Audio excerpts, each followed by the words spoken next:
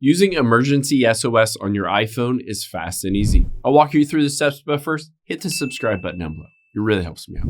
Thanks, guys. Now, open up your settings on your iPhone here, and we'll scroll down until we get to Emergency SOS. There are a couple different things. You can initiate it with holding and releasing the side button and the power button. So the power and volume up, press and hold it, and you'll be able to see the option to slide to call Emergency SOS or emergency services. You can also turn on call with 5 button presses. And this says if you rapidly press the button 5 times, it will start to call Emergency SOS. This is like 911 or whatever number in your country calls the basically police or ambulance or something like that.